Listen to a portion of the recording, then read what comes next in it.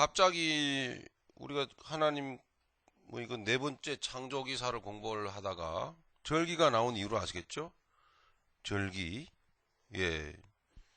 이 태양을 만드시고 또 지구가 자전하고 지구가 공전하는 하게 하는 이런 과정을 통해서 계절이 생기고 그죠? 예, 그래서 그 속에 들어가다 보면 이제 절기가 나오는 겁니다. 봄, 여름, 가을 절기가 나오게 돼요. 그래서 이렇게 하나님께서 계절이 있게 하시고 이렇게 만드시고 지구와 태양을 중심으로 1년에 한 바퀴씩 이렇게 돌게 만들어 놓으신 그 의도가 뭐다라는 것을 우리는 알게 됩니다. 그렇구나. 그래서 우리가 봄, 여름, 가을, 겨울 이렇게 그 사시사철을 보게 될 때에 우리는 무엇을 생각해야 되느냐 하는 이야기죠. 그죠? 아시겠죠? 내 인생에 하나님이 원하시는 참 절기가 이루어져야 되는구나. 봄에는 봄에 합당한, 여름에는 여름에 합당한, 그죠? 가을에는 가을에 합당한 이런 절기가, 세상 절기는 돌아가는데 내 인생에는 세상은 여름인데 나는 아직 봄도 아니에요. 영혼 구원도 모르고. 자, 이런 경우에 세상은 가을인데 나는 가을의 결실의 내용이 존재 안에 없는 거예요.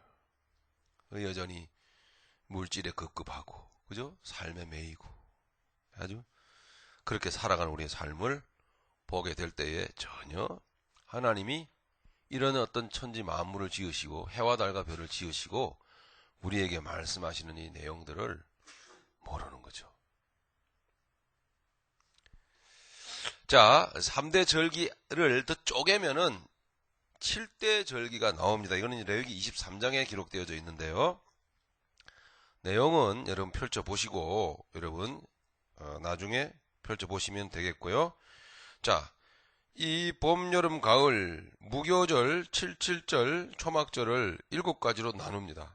나눠보면 그 사이사이에 이렇게 절기가 또 들어가요. 그렇게 되면 맨 처음 절기는 뭘까요? 봄에? 6월절이죠. 6월절. 그죠? 그 다음 6월절 다음에 무교절. 그죠? 6월절은 딱 하루예요. 딱 하루.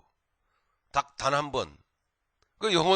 우리 영혼 구원 단 한 번 여러분, 받는 거예요. 하루 동안의 6월절은 지나갑니다. 무교절은, 그로부터 일주일 동안 절기를 지키죠.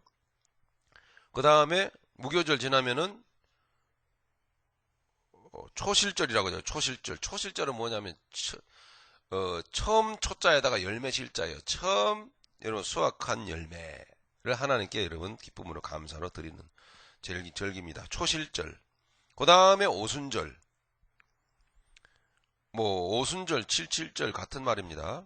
성령 강림절 다 같은 말입니다. 77, 49, 그 다음에 오순절, 50번째 되는 날 오순절이니까요. 그 다음에 오순절 다음에 나팔절입니다. 나팔. 자, 이제 가을로 간다. 준비해라. 나팔분. 나팔절. 다음에 속죄일이요. 대속죄일. 대제사장이 1년에 한 차례 양의 피를 가지고 지성소로 들어가 시은좌에다 붓고 나오는 대속죄일입니다. 그 다음에 대속죄일이 지나면 초막절입니다. 초막절, 장막절, 수장절 같은 말입니다. 그래서 7가지예요. 7가지의 절기가 마찬가지로 우리의 인생 가운데 다 어우러져 나타나기를 하나님께서는 원하신다는 사실입니다. 자, 절기가 우리 가운데 다 우리 인생 가운데 나타나려면은 바로 핵심에 바로 서 있어야 됩니다. 우리의 인생 가운데 어떤 핵심이 역사하셔야 되는데 뭘까요? 예수 그리스도의 십자가의 역사하심. 여기 이 절기 모두에 바로 예수 그리스도의 십자가 어린 양의 죽으심이 다 들어가 있어요. 그다음에 절기를 좀 공부할 계획을 갖고 우리 공부할 때 좀 내용적으로 우리가 공부를 하도록 그렇게 그때 가서 하도록 하고요. 오늘은 넘어가도록 하겠습니다. 자, 그러면 다음 넘어가서 영적으로 거듭난 성도의 삶이란, 자, 설명합니다. 절기를. 이 시간의 틀, 하루 24시간이죠? 일주일은 7일이죠. 한 달은 30일이죠. 1년은 365일이죠. 자, 이것을 사계절로 생각할 수가 있겠죠. 이 시간의 틀 속에서 십자가의 도를 걸어가는 삶이에요. 절기라고 하는 거는. 마찬가지죠. 보세요. 방향이 딱 나와 있잖아요. 방향. 그러므로 또다시 이야기입니다만은 어떠한 영적인 선한 목적을 가지고 방향성을 가지고 살지 않으면 그건 여러분 악한 겁니다. 그러면 하나님으로부터 악하고 게으른 종이라는 말을 여러분 들어서는 안 됩니다. 절대로. 어디서 나왔죠? 달란트의 비유에서 나왔죠? 이 달란트의 비유가 뭔지 여러분 개념 이해하시겠죠, 이제? 달란트의 비유는 세상에서 여러분 일 많이 하고, 교회에서 일 많이 하고, 직분 많이 얻고, 예? 그래서 사람들에게 여러분 추앙받고, 업적을 남기고 그런 거 아니에요. 절대로 그런 거 아닙니다. 달란트의 비유는 내게 주신 달란트는 각자, 응? 주신 달란트라고 하는 것은 생명을 말하는 거예요, 생명을. 주인이 맡겨놓은 거.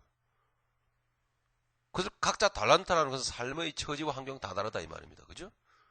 그죠? 저는 목사고 여러분 평신도고 여러분들도 저 포함해서 다 하는 일이 다 표면적으로 다 다르다는 얘기죠. 그와 같은 삶 속에서 우리는 남겨야만 되는 거거든요. 어떤 영적인 목적성을 가지고 방향성을 가지고 하나님이 인정하시기에 착하고 충성된 종아 이렇게 말씀하실 수 있게끔 해야 된다는 얘기죠. 그러면 하나님이 우리를 보고 착하고 충성된 종아라고 말씀하실 수 있는 그 내용은 뭐겠느냐 말입니다. 그죠? 인간적인 나가, 이 인간의 내가 가지고 있는 자, 그죠? 나라고 하는 이 존재가 십자가 안에서 변화되어져 가지고 예수님을 더 담아내고 예수님을 더욱더 향하여 닮아져 가는 그와 같은 내용적인 삶이 하루하루 한 주 한 주, 한 달 한 달 그게 모여서 1년이 되고 10년이 되고 20년이 되고 여러분의 인생이 되는 그래서 여러분 절기가 여러분 안에 다 완성되어지는 것. 이것이 바로 달란트 비유의 여러분 의미입니다.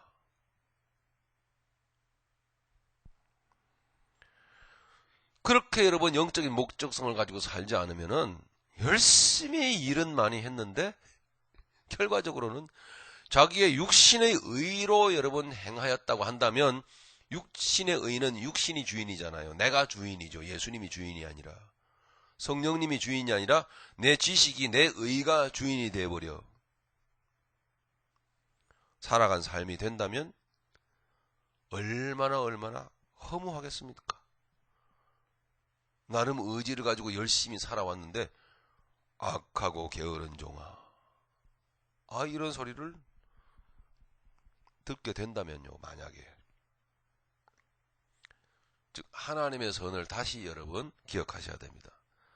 토브 하나님 보시기에 좋아야 합니다. 네?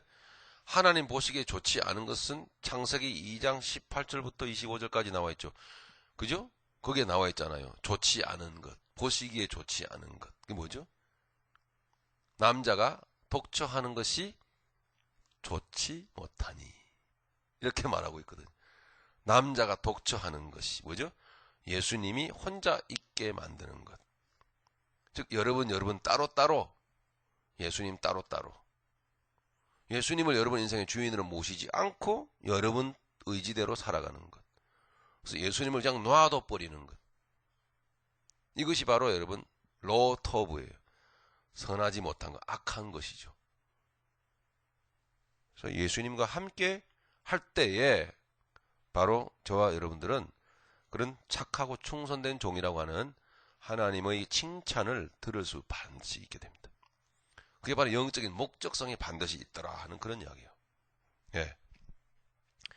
반드시 가을에 풍요로운 결실의 계절을 맞아서 실질적으로 또한 마찬가지로 항상 눈에 가시적인 이와 같은 자연 만물을 통해서 하나님은 영적인 의미를 우리에게 전달하시려고 한단 말이에요.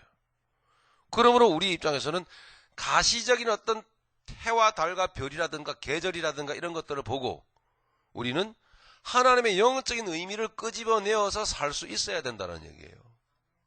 예. 그게 하나님 보시기에 좋았더라 하는 삶이 되는 것입니다. 반드시.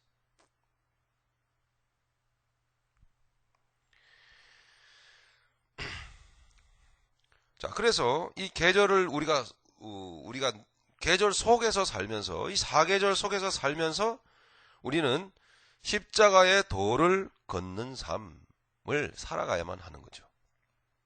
또 세부적으로 여러분 구구절절히 설명을 해야 하게 들어가면 저 영성훈련 강의가 되니까 여기서 마치도록 그렇게 머물도록 하겠고요.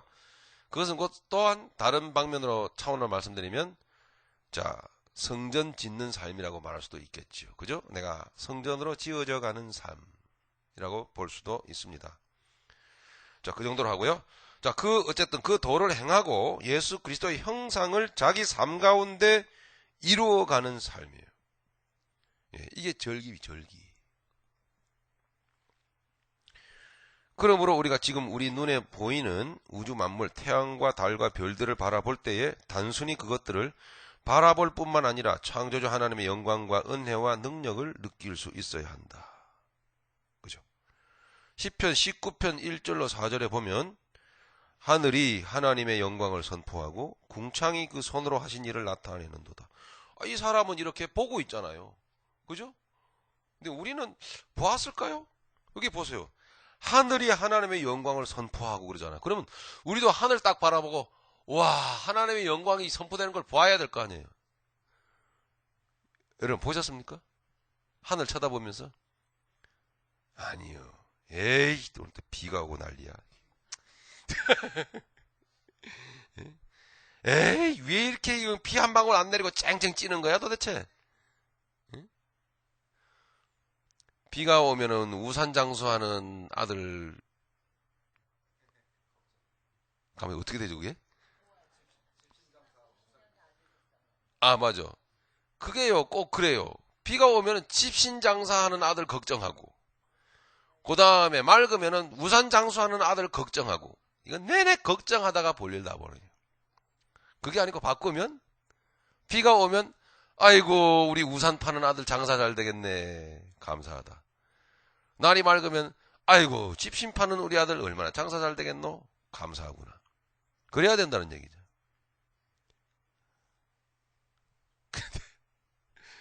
하늘을 바라보고 우리는 뭘 여기 보세요. 10편 19편이고 하늘 바라보고 이 사람은 뭐예요? 하늘이 하나님의 영광을 선포한다. 이거 보고 있잖아요. 참 맑은 영혼이에요. 맑은 영혼이에요. 응? 그죠? 궁창이 그 손으로 하신 일을 나타내는도다. 여러분 이렇게 이 하늘을 딱 보시면 여러분 눈에 가까이 보이시는 이 첫째 하늘을 딱 보시면 여러분 뭘 상상하십니까? 바로 성막으로 바로 달려가셔야 돼요. 아시겠죠? 예, 성막에 저게 물두멍인 거예요. 라키아. 그죠? 하늘 위의 물과 하늘 아래 물이. 하늘 위의 물은 뭐예요? 물두멍 안에 담긴 예수 그리스도의 보혈. 그 피로 우리가 손발을 씻고 몸을 씻고 하나님 보좌 앞으로 우리가 들어갑니다. 할렐루야. 감사. 무한한 여러분 풍부한 상상력을 통해서 하나님의 영의 세계가 더 풍성해져요. 우리가요. 예. 궁창 아래 물은 뭐죠? 타락한 세상이에요. 타락한 세상. 이 가끔씩 여러분 동부 쪽에 사는 분들은 이 허리케인이 덮치잖아요. 그죠? 허리케인 덮치고 막 홍수가 나고 막 비가 쏟아지고 막 하면 뭘 상상해?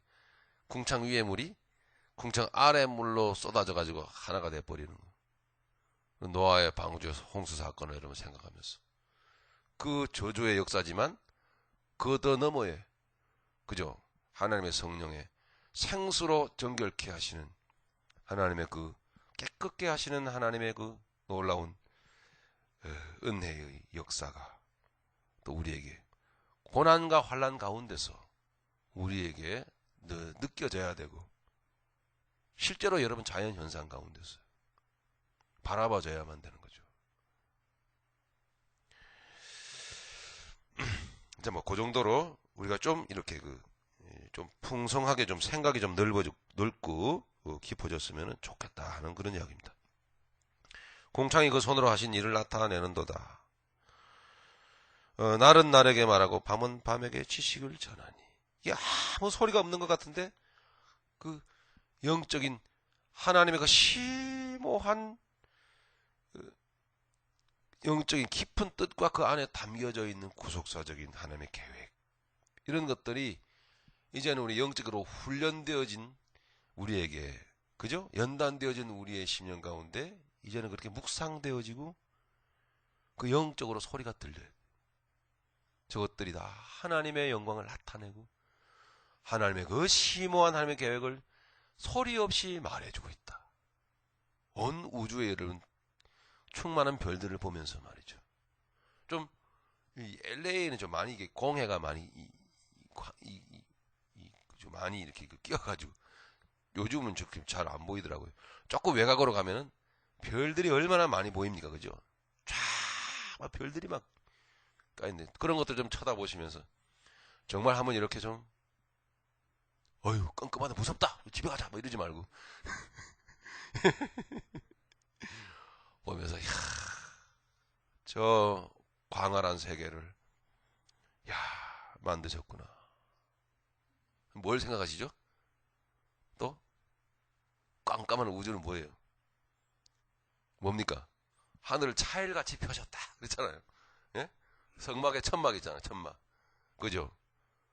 성서와 지성서를 가로막고 있는 휘장을 생각하셔야 돼요. 야, 그 휘장이 우리 주님 운명하실 때 갈라졌어요.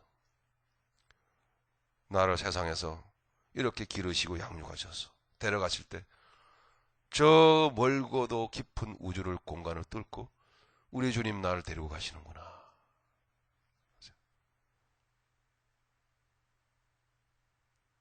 얼마나 여러분 은혜 받은 심령은요 그런 생각에 여러분 들어가면 찬양이 저절로 나옵니다.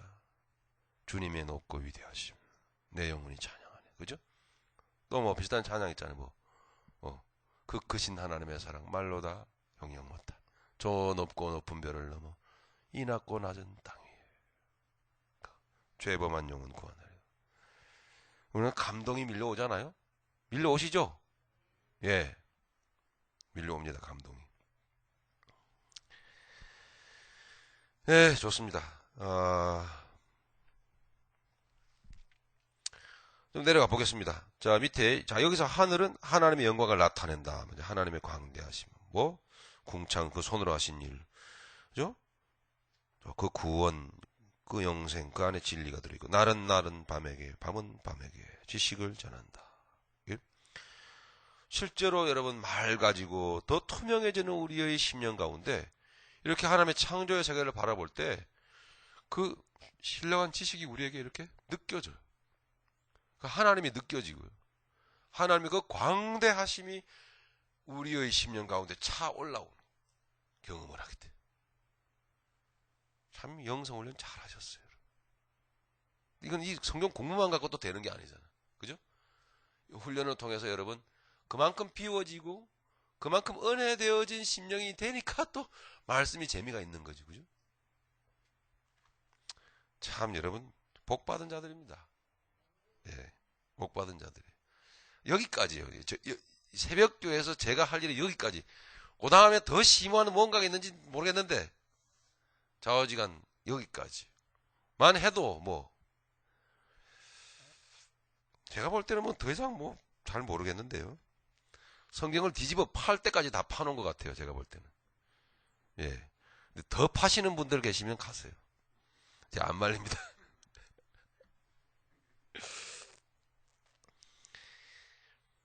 예. 하나님의 그 창조 세계에 심오한 진리 지식이 숨겨져 있음을 피조물들은 은연중에 계속해서 전달하고 있다 이 말이죠. 그것을 우리는 보는 눈, 듣는 귀가 느끼는 영적 감각이 있어야만 한다 하는 것입니다. 그러면 우리가 시편 19편의 말씀처럼 이렇게 시를 여러분 하나님께 올려드릴 수가 있게 되어 있어요. 반드시. 다 여러분 시인들이 되시기 바랍니다. 아멘 하셨죠? 여러분 땡스기빙 데이 때 여러분 좀 이렇게 알았습니다. 여기 분들 오늘 좀 출석 체크 좀 하세요. 시 한 수들 다 지으셔가지고 제출을 하시기 바랍니다. 자, 오늘의 가장 뭐라 그럴까요? 클라이막스라고 할 수 있는 자 구속사적 이해. 이 넷째 날의 해와 달과 별의 창조 사건은 무엇을 이제 최종적으로 의미하는가? 가시적으로 만들어진 해와 달과 별은 보이지 않는 창조주 하나님의 영광을 상징합니다. 나타내 보여주는 것이죠. 그러면서 피조물들이 포함되기도 하지만 피조물들 중에서도 가장 존귀한 교회와 성직자들에게 임한 하나님의 은혜와 영광을 의미합니다. 굉장히 중요한 부분 밑줄 쫙 그으셔야 됩니다.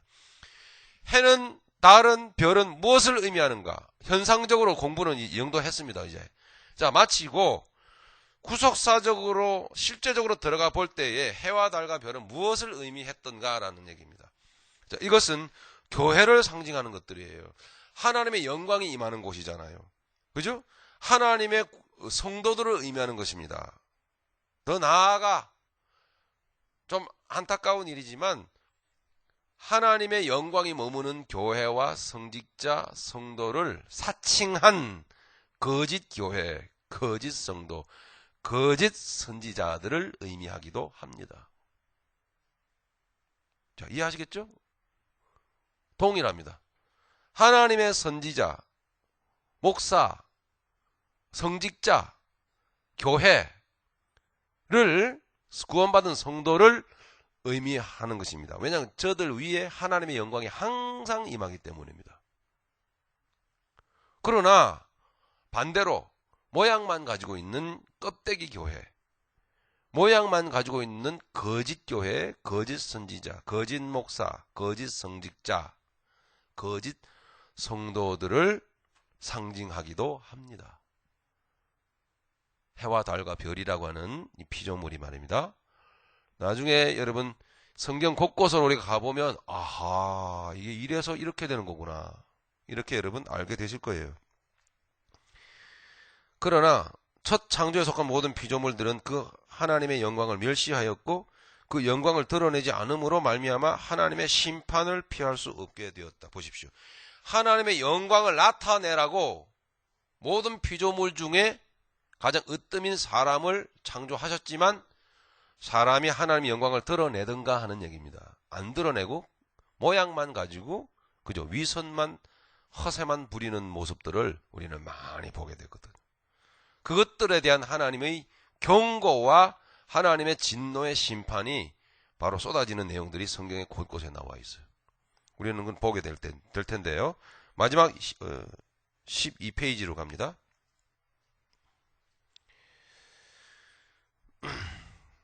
자, 이 말씀들은 일단 먼저 말씀에 들어가 보죠. 자, 여기에 나와 있는 이 말씀들은요.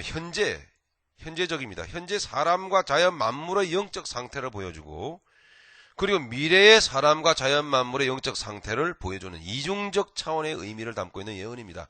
이중적인, 현재만을 얘기하는 게 아니라 미래적인 것도 얘기하고 미래만을 얘기하는 게 아니라 현재적인 것도 얘기를 하고 있다 이 말입니다.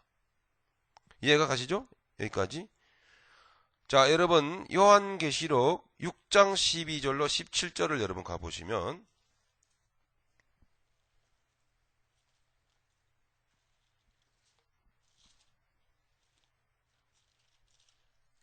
요한계시록 6장 12절로 17절 찾으셨습니까? 읽겠습니다. 내가 보니 여섯째 인을 떼실 때에 큰 지진이 나며 해가 청담같이 검어지고 온 달이 피같이 되며 하늘의 별들이 무화과 나무가 대풍에 흔들려 선 과실이 떨어지는 것 같이 땅에 떨어지며 하늘은 종이 축이 말리는 것 같이 떠나가고 각 산과 섬이 제자리에서 옮기우매 땅의 임금들과 왕족들과 장군들과 부자들과 강한 자들과 각 종과 자주자와 굴과 산 위의 틈에 산 바위 틈에 숨어 산과 바위에게 이르되 우리 위에 떨어져 보좌에 앉으신 이의 낯에서와 어린 양의 진노에서 우리를 가리우라. 그들의 진노의 큰 날이 이르렀으니 누가 능히 서리요 하더라. 아멘. 자, 여기에 보시면은 여섯째 인을 때는 인의 재앙입니다. 재앙, 되어질 일들을 말씀하고 있는 거예요. 그러나 현재 우리에게 이루어질 일도 동시에 계시록은 말하고 있다는 사실은 꼭 기억하셔야 됩니다. 미래에 되어질 일만을 얘기하는 게 아니에요. 현재 영적으로 이루어지는 것도 동시에 말하고 있는 부분들이 많아요. 계시록에는요. 그런 내용인데요. 이게 이 내용이 인의 재앙이 떨어지는데 여섯째 인을 딱 떼니까 큰 지진이 났습니다. 지진. 실질적으로 여러분 온 지구상에 지금 지진이 얼마나 많이 벌어지고 일어나고 있습니까?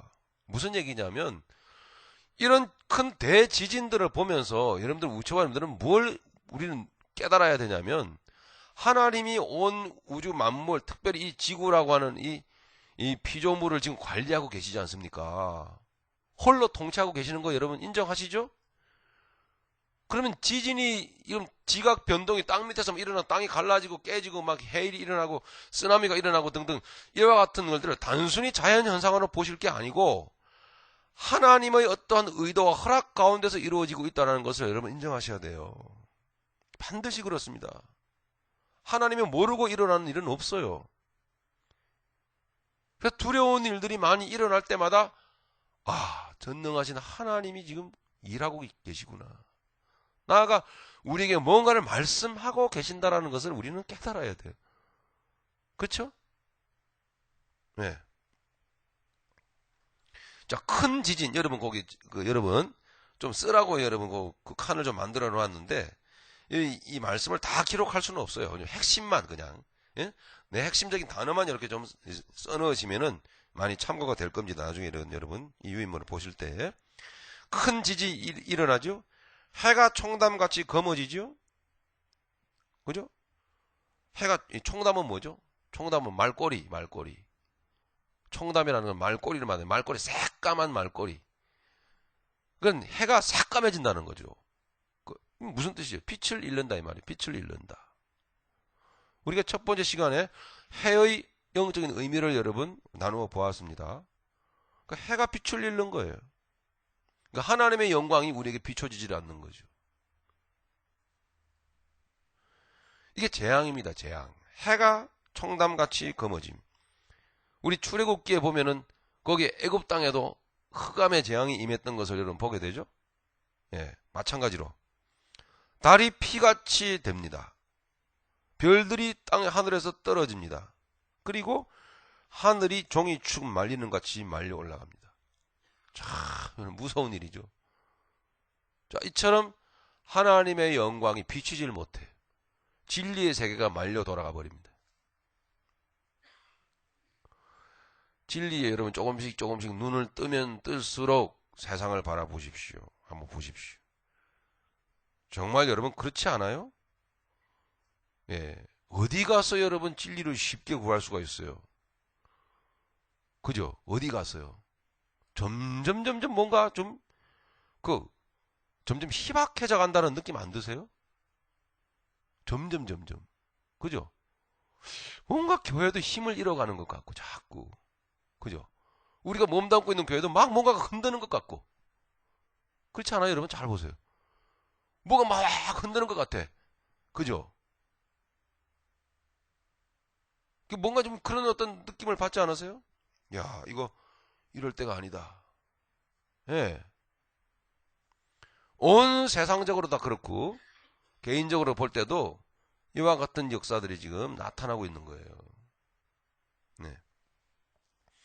즉 우리는 계시록 6장의 말씀을 통해서 지금 창세기의 넷째 날에 하나님 해와 달과 별을 창조하신 하나님의 그 본 뜻과 우리 말세를 살아가는 이 현실 속에서 이루어지고 있는 영적인 어떤 문제들을 우리는 바라봐야만 돼요. 연결되고 있다 이 말입니다. 이게 요한계시록 이렇게 보다 보면요. 요한계시록 주석만 해도 여러분 27종이에요. 시중에 나와 있는 것만. 가지각색이에요.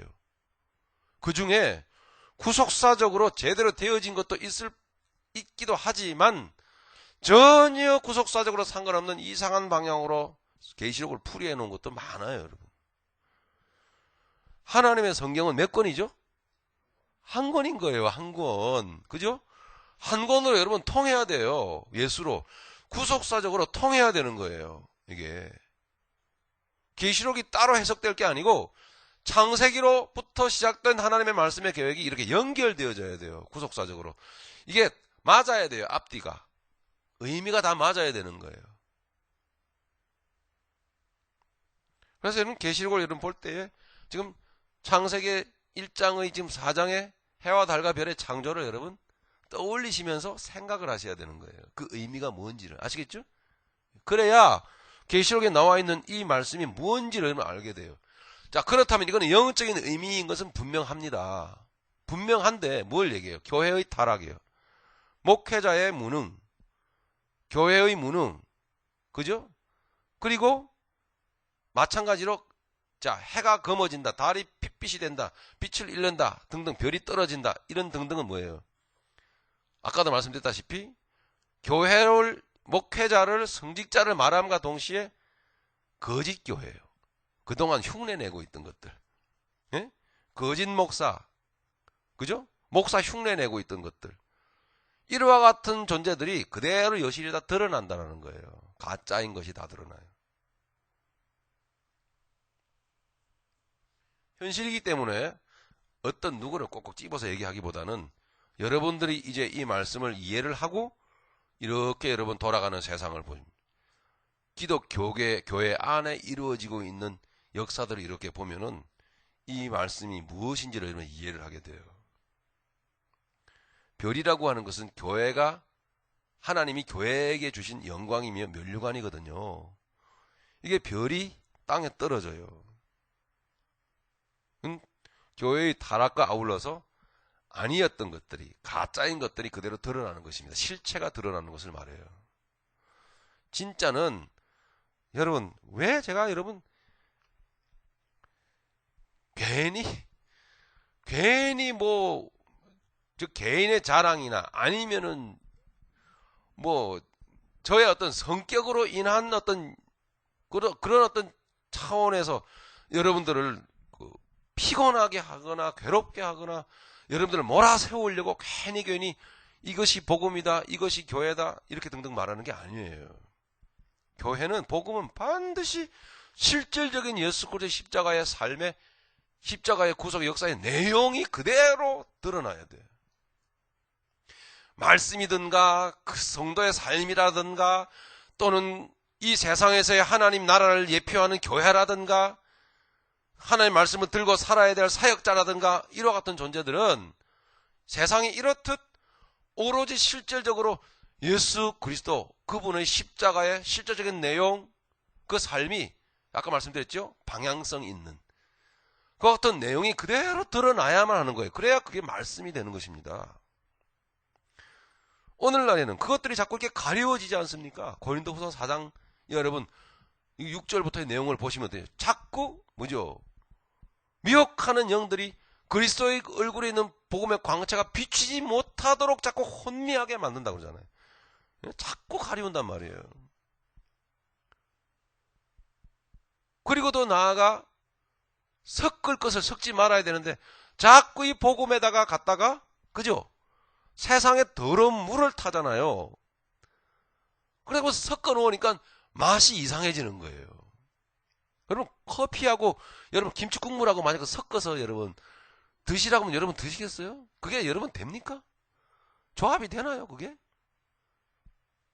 그런 식으로 섞는 거죠, 말하자면요. 그래서 섞다 보니까 제대로 된 의미가 안 살아나는 거예요. 그 성도들이 몰라요, 복음이 뭔지.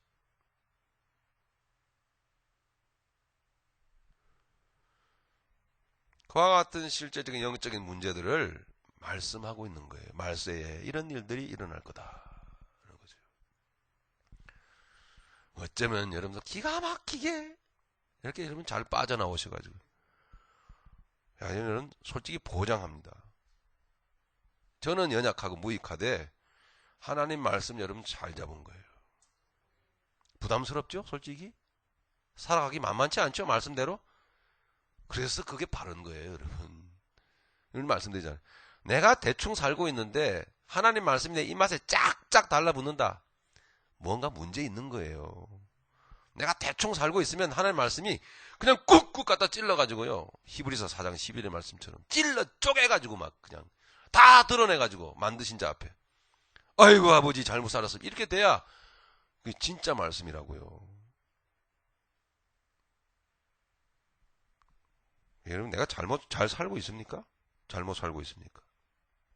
잘 살고 있는 사람들에게는 뭐가 되죠? 말씀이 확신이 되는 거죠. 감사합니다. 할렐루야.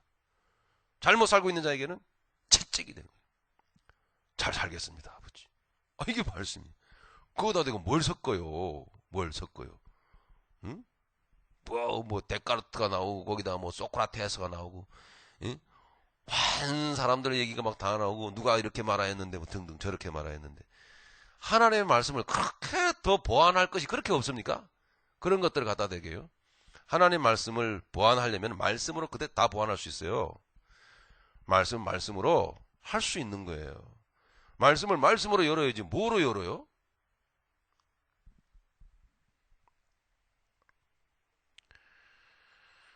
결과적으로는 이 성도들도 마찬가지로 거짓 성도가 되어버리는 거예요. 이건 거짓 성도도 드러날 뿐만 아니라 능력이 없는 삶을 살 수밖에 없는 거예요. 능력이 없어요. 자꾸 교회는 형식과 순서만 난무하고 프로그램만 난무하고 그 짜여진 프로그램대로 이렇게 할 뿐인 거예요. 네? 헌신 예배도 좋고 뭐 다 좋은데 여러분 전에 그런 경험도 안 해보셨습니까? 1년에 2차례 헌신 예배는 해야 되는 거예요. 제가 학생회 교회 다닐 때 중고등부다 중고등부 헌신 예배. 그러면요 어른들도 이렇게 와 계시고 한데 중고등부 회장이 총무가 사회를 보고 뭐 회장이 뭐를 하고 이렇게 차례대로 나와가지고 또 하고 뭐 그때는 좀 옷을 좀 이렇게 좀 특별하게 입고 나와가지고 그죠? 특성을 한 곡 하고 다 좋습니다. 뭐 그럴 수 있겠죠. 한데 삶에 확신이 없어요. 내용에 어떤 확 붙잡는 그 투명한 어떤 하나님의 은혜를 내가 못 누려. 그러니까 뭐예요? 다 얼어가지고 뭔가 뭐 이렇게 뭐 부자연스러운 모습을 하거나 아니면 해야 되는 부담감, 그죠? 이런 것들 앉아있는 성도들은요. 또 1년에 한두 차례를 해야 되니까 앉아서 그거 보고 있고. 여러분 그게 헌신 예배입니까? 참 그야말로 헌신이에요. 헌신. 새신이 아니라. 그런 무능한 삶은 이제는 여러분 가라. 할렐루야. 참 그런 무능한 삶 이제는 가야 되는 거예요. 예? 그 해가 빛을 잃죠.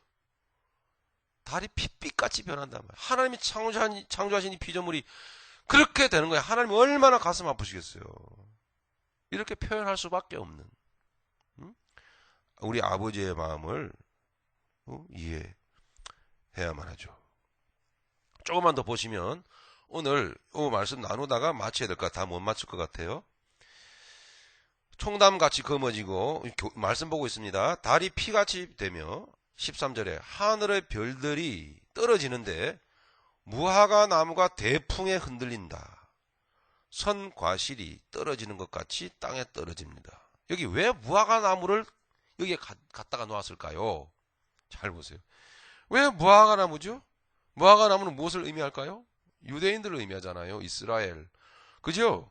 제사장들, 성직자, 교회를 의미하는 여러분 상징물입니다. 무화과 나무는. 그죠? 하늘의 별들이 떨어지는 것을 좀 더 의미를 싹 열어놨잖아요. 이래도 못 깨닫겠느냐 이 얘기예요. 어리석은 이 답답한 인간들아 이래도 못 깨닫겠느냐. 무화과 나무가 마구 흔들린다니까. 큰 바람에.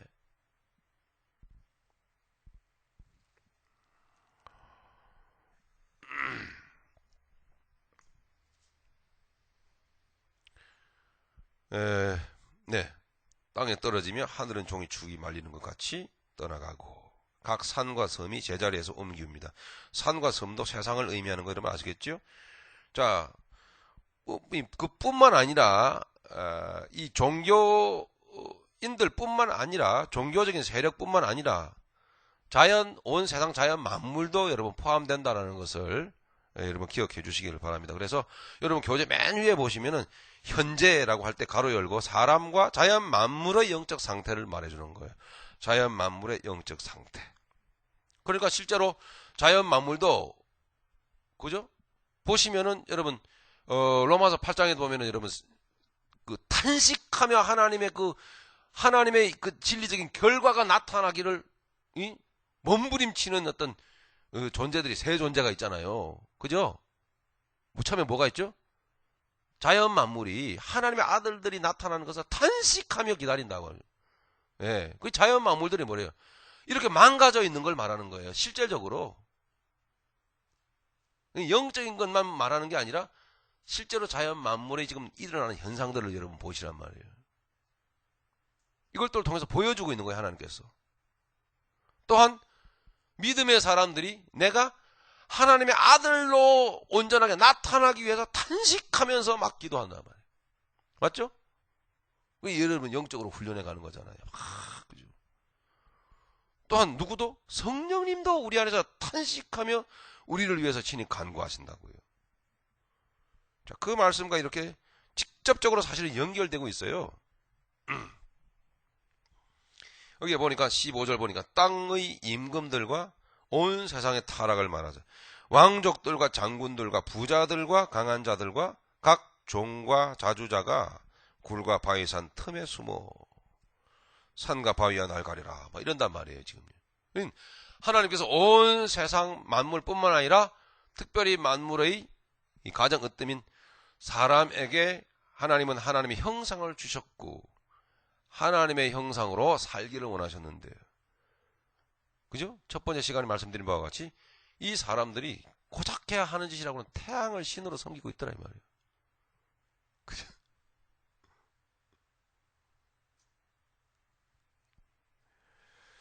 우리 미국에도 보면은 여러분 헛된 여러분 이 마귀가 역사하는 풍습들이 얼마나 여러분 조금 있으면 여러분 뭐 나오죠?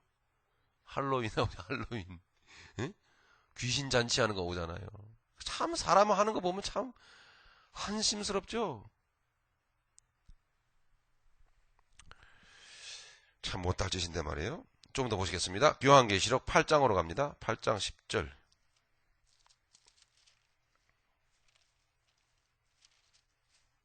10절로 12절까지 같이 읽습니다. 시작.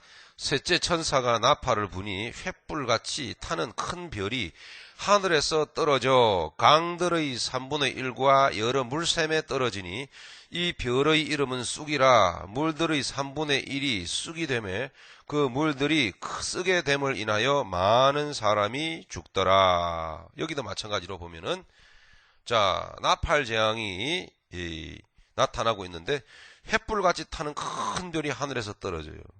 강들의 3분의 1과 여러 물샘에 떨어지더라. 세상을 말하고 있죠. 별이 떨어지는 모습을 보여주잖아요. 이 별의 이름은 뭐라고 말하고 있죠? 10절의 말씀을 11절이 해석을 해주고 있잖아요. 그죠?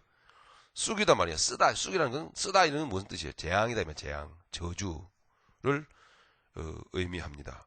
타는 큰 별이 하늘에서 떨어져 강들의 3분의 1, 물샘의 3분의 1이 쓰게 됩니다. 여기 참고적으로 재앙은 성경에 세 가지로 크게 나타나는데요.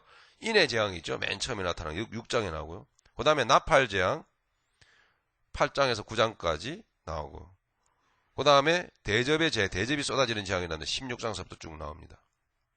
계속해서 반복적으로 3분의 1씩 계속 죽어나가요. 3분의 1씩.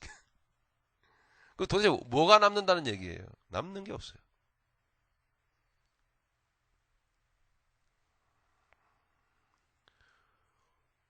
두 가지를 여러분 다 보셔야 된다는 그런 얘기입니다. 계속 여러분께 말씀을 드립니다. 현상적으로 나타나는 것을 여러분 소홀히 보시면 안 되는 거예요. 지진, 그리고 기상이변, 네? 이런 것들을 계속 여러분 보십시오. 그리고 위성 충돌, 이런 얘기들도 계속 나오고, 이런 것들을 그냥 예사로 여러분 들으시면 안 돼요. 하나님이 딱 붙들고 계신데, 네? 이렇게 말씀대로 실질적으로 여러분 되어질 겁니다. 반드시 현상적으로. 그런데 현상적으로 되어지는 것만 보시면 안 돼요. 그 안에 하나님이 영적으로 더 중요한 의미를 담아놓고 있더라 이 말이에요. 그것을 보시면은 바로 오늘날 사람들의 타락, 예? 자연 만물뿐만 아니라 자연 만물들이 훼손되어져 가는 이와 같은 것들을 여러분 볼 뿐만 아니라 가장 중요한 사람들이 타락, 더 나아가 사람 중에 사람은 누굽니까? 믿음의 사람들이잖아요. 믿음의 사람들의 빛을 잃어가는 모습들.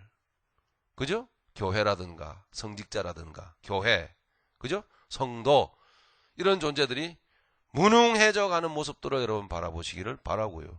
더 나아가 한 발짝 더 나아가 보시면 잊지 말아야 될 것은 그동안 흉내내고 있던 것들이 드러납니다. 목사가 아니에요. 교회가 아닌 거예요. 그거는. 그 속에는 교회를 흉내내고 있는 이단들도 있지만 정통이라고 자처하는 교회들도 보면 엉뚱한 소리들을 하고 엉뚱한 방향으로 가고 있는 것을 우리는 쉽게 찾아볼 수 있어요. 요즘 시대에. 영성훈련에서 하는 말로 제가 하지만 여러분, 이런 세태를 여러분 어떻게 보십니까? 성령 충만, 영적으로 열심히 달려가고 훈련하고 부르짖고 기도하고 영적으로 달려가면 여러분 그걸 뭐라 그러죠? 광신자, 비정상, 그죠? 혹은 조금 좋게 보는 사람들, 좀 특별하게 여러분 은사를 받고 특별한 소명을 받은 사람들만 이러잖아요. 이런 시대를 여러분 살고 있다고요. 여러분 다 우리 공부해봤지만 성령 충만은 여러분 절기 가운데 들어있어요. 특별한 게 아니고 우리 다 바로 받아야 될 문제, 받아야 될 하나님의 은혜예요. 예, 근데 성령 충만이란 오늘 시대에는 교회 안에서요, 그건 아주 별종이나 특별한 사람들만 받는 것으로 지금 이 시대에는 그렇게 생각들을 하고 있다 이 말이에요. 즉 교회들이 하나님의 성령의 임재를 추구를 하질 않아요. 성령의 역사를 바라질 않아요. 이런 시대를 여러분 살고 있어요. 그러면서 자기들이 뭐예요? 정상이라고 생각한단 말이에요. 성령 충만한 사람들은 별종이고 특별한 인간들이고 자기들은 정상이고 그렇게 생각들을 한단 말이에요. 근데 알고 보니 그게 아니죠. 자기들은 추구하지 않는 사람들은 여러분 환자들이에요. 환자들. 빛을 잃은 사람들이란 말이에요. 성령 충만으로 살아가기를 원하고 살아가는 사람들이 비로소 하나님의 영광의 빛을 받아서 영광의 빛을 발산하는, 그죠? 정상적인 사람들입니다. 그러니 정상적인 눈 2개 가지고 있는 사람이 눈 하나 가지고 있는 사람들 만약 동네 가서 살면 병신 취급받는 거예요. 뭐 어쩌겠어요. 예수님이 이미 말씀하셨는데 너희가 다 나로 인해서 너희가 미움을 받게 될 거다. 뭐 하나님 이래 말씀하셨다, 하나님 저래 말씀하셨다 그러면 이상하게 쳐다보죠. 뭐 자식이 아버지께서 이렇게 말씀하셨다고 말하는데 그게 뭐 이상합니까? 그죠? 그런 시대를 여러분 살고 있어요. 중요한 것은 마지막으로 여러분 그렇게 살고 있느냐, 그게 문제죠. 살고 있느냐, 남 얘기할 게 아니라. 하나님께서는 하늘에다가 해를 만들어 걸고 달을 만들어 걸고 별을 만들어 걸으셨을 때 우리가 하나님의 영광을 뿜어내는, 온 자연 만물보다도 더 찬란하게 뿜어내는 피조물 중에 존귀한 피조물이 되기를 원하셨어요. 그게 정상입니다. 많이 떨어지더라 하는 그러한 이야기죠. 예. 8장을 우리가 살펴보았습니다. 계속 12장으로 가겠습니다. 12장. 이런 빈칸으로 놔두지 마시고 핵심적인 것들 이렇게 똑같은 내용일 거예요. 내용이지만 쓰시기 바랍니다. 12장 1절로 4절 보시면 하늘에 큰 이적이 보이니 해를 입은 한 여자가 있는데, 해를 입었다니 뭐예요? 하나님의 영광이죠? 여기 여자는 누굴 말하죠? 교회를 말하죠. 성도. 그죠? 교회. 예? 예수님의 아내. 여자죠? 자, 한 여자, 여기 해가 나오잖아요. 그 발 아래는 달이 있고, 그죠? 달을 딛고 서 있단 말이죠. 그러니까 온 하나님의 영광을 품고 있는 모양새를 지금 보여주고 있는 거예요. 달이 있고 그 머리에는 12별의 면류관을 썼더라. 네. 조금 더 읽겠습니다. 같이 읽겠습니다. 2절부터. 이 여자가 아이를 베어 해산하게 되매 아파서 애써 부르짖더라. 하늘에 또 다른 이적이 보이니 보라 한 큰 붉은 용이 마귀지요 있어 머리가 7이요 뿔이 10이라. 그 여러 머리에 7 면류관이 있는데 그 꼬리가 하늘 별 3분의 1을 끌어다가 땅에 던지더라. 용이 해산하려는 여자 앞에서 그가 해산하면 그 아이를 삼키고자 하더니. 네, 여기까지 읽겠습니다. 자, 이것은 여러분 상징적으로 여러분 보셔야 되겠죠? 이 부분은 현상적으로 그대로 보시면 안 됩니다. 보시면은 용이 마지막에 하늘에 나타난다네. 이야, 그거 무시하겠는데? 그건 안 되죠. 용은 마귀를 상징하는 것입니다. 그죠? 예. 큰 붉은 용이 있었는데 그 붉은 용이 자 4절에 보니까 그 꼬리가 있는데 꼬리를 쫙 그냥 휘어치더니 하늘의 별 3분의 1을 끌어다가 땅에다가 꽉 내려 꽂더라 이 말입니다. 예. 무슨 이야기인지 아시겠죠? 예. 여기에 거짓 교회, 거짓 성직자도 거짓 성도들의 결과적으로 드러나는 거짓된 것이 여기에 다 나타나고 있고, 또 아울러서 타락되어지는 하나님의 영광이 땅에 떨어지는 그와 같은 모습을 그대로 보여주고 있는 것입니다. 자, 우리는 지금 이와 같은 내용의 말씀을 읽으면서 계속 염두에 두셔야 될 게 창세기 1장의 넷째 날에 하나님의 해와 달과 별을 만드신 의도를 우리는 잘 아셔야 돼요. 이렇게 계시록을 보면서 그런 어떤 영적인 의미가 들어있구나, 그 의도가 들어있구나라는 것을 우리는 보게 돼요. 마지막 날에 그 하나님의 영광이 다 떨어져요. 예. 그 하나님의 영광을 귀하게 여기질 않아. 하찮게 여겨요. 그래서 마귀가 그 꼬리로 장난을 치는 거예요. 그러니까 다 떨어지죠. 교회가 우수수수수수수 다 떨어져. 좀 더 가보면 나중에 3분의 1이 또 떨어져.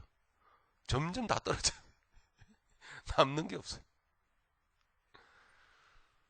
여러분 고독하죠. 그러니까요.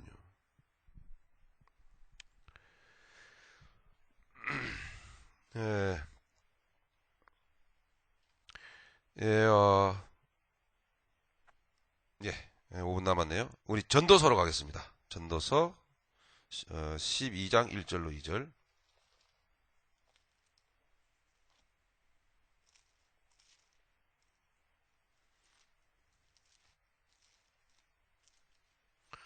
같이 읽겠습니다. 시작. 너는 청년의 때 곧 곤고한 날이 이르기 전 나는 아무 낙이 없다고 할 해가 가깝기 전에 너의 창조자를 기억하라. 해와 빛과 달과 별들이 어둡기 전에 비 뒤에 구름이 다시 일어나기 전에 그리하라. 아멘. 여러분 마무리하면서 말씀을 잘 들여다보십시오. 너는 청년의 때 곤고한 날이 이르기 전 아무 낙이 없다고 할 해가 가깝기 전에 다가오고 있다 이 말입니다. 이미 왔습니다. 여러분 와 있어요. 전에 너의 창조자를 기억하라. 기억하라. 창조자의 뜻을 기억하라. 가슴에 우리 새깁시다. 예, 참 새겨야 됩니다. 해와 빛과 달과 별들이 어두워진단 말입니다. 자연 현상적으로 우리에게 반드시 보여주실 것입니다. 하지만 영적으로 실제적으로 일어나고 있는 부분도 여러분 무시해서는 안 되는 거예요. 더 중요해요. 영적으로. 어둡기 전에, 이것들이 어두워지기 전에 말입니다. 어두워지기 전에 창조자를 기억하라. 예. 자, 그러니까 우리 아까 계시록 12장에서 읽었듯이 용이 나타나서 실질적으로 뭐 꼬리를 막 이렇게 하늘을 쳐들어가지고 뭐 별들을 막 공중에 있는 별들을 천체를 갖다가 막 지구상에 갖다가 매다 꽂고 그런 것들을 여러분 뭐랄까요, 이 환상적인 그림을 여러분 그리시면 안 돼요. 상징이라 이 말입니다. 그죠? 영적인 의미를 상징하고 있더라 이 말입니다. 예. 그래서 영광이 다 땅에 떨어지는 것을 이게 보게 됩니다. 우리 한 군데만 더 찾고 우리 마치도록 하겠습니다. 이사야서 13장. 이사야서 13장. 이것은 좀 범위를 넓혀서 바벨론을 향한 경고죠. 현실적으로 볼 때, 역사적으로 볼 때에 13장 10절. 같이 읽습니다. 시작. 하늘의 별들과 별떨기가 그 빛을 내지 아니하며 해가 돋아도 어두우며 달이 그 빛을 비추지 아니할 것이로다. 예, 아멘.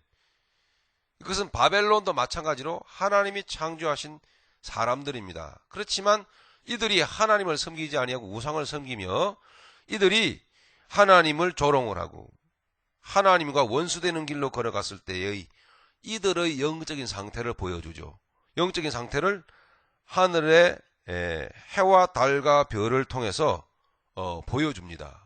마찬가지로 이해가 가시죠? 하늘의 별들, 별떨기가 그 빛을 내지 않는다. 해가 돋아도 어두움이 임한다. 하나님의 영광의 빛이 사라진다는 얘기입니다. 하나님의 영광의 빛을 하나님께서 거두어 가신다.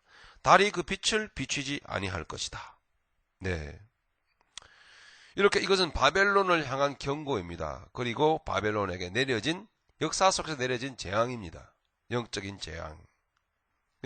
바벨론이라고 하는 건 당시에 대제국 아닙니까? 그러니까 온 세상을 상징하는 거예요. 온 세상이 이렇게 된단 말입니다. 역사 속에서 그렇게 되어졌고, 다음 주 우리가 살펴보겠습니다만은 예수님마저도 마태복음 24장에 가보면 말씀을 하셨어요. 마지막 때가 되면 어떻게 되느냐. 해가 어두워지고 달이 빛을 잃고 말씀들을 쫙 하게 되는. 네.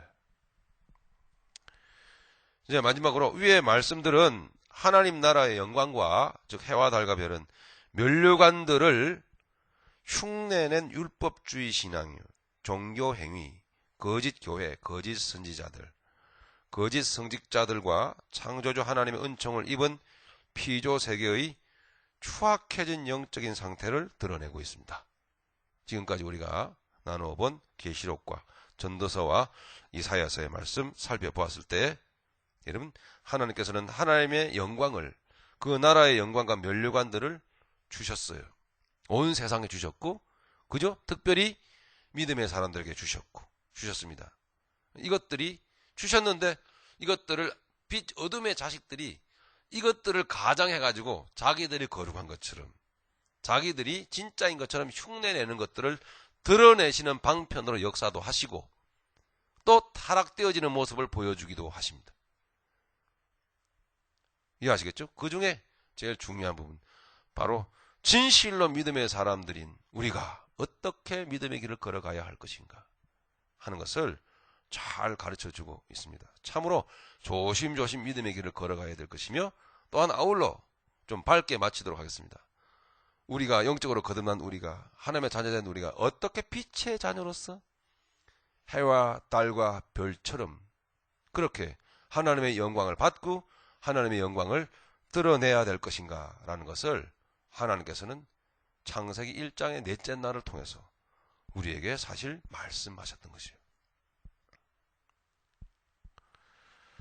그러므로 하나님의 놀라운 그 영광을 우리가 이 피조 세계의 가시적인 영광을 바라보시면서 여러분 삶을 창조적으로 살아가시되 이 세상을 그 복되게 하나님이 원래 창조하신 의도대로 여러분 잘 살아갈 수 있도록 영적으로 여러분 노력하시고 애를 쓰시는 우리 모두가 되기를 바랍니다. 제가 주로 창세기 외에 다른 성경의 말씀을 이렇게 열어보면서 해와 달과 별, 지진, 여러 가지 자연의 문제 이런 것들을 보면서 우리는 창조하신 하나님의 창조 의도가 무엇이었는가라는 것을 공부를 하였던 것입니다. 아시겠죠? 예, 여기까지 넷째 날을 우리가 살펴보았습니다. 다음 주에 마지막 부분 좀 더 우리가 좀 살펴보고 다섯째 날로 그렇게 넘어가도록 하겠습니다. 우리 기도하고 마치겠습니다. 하나님 아버지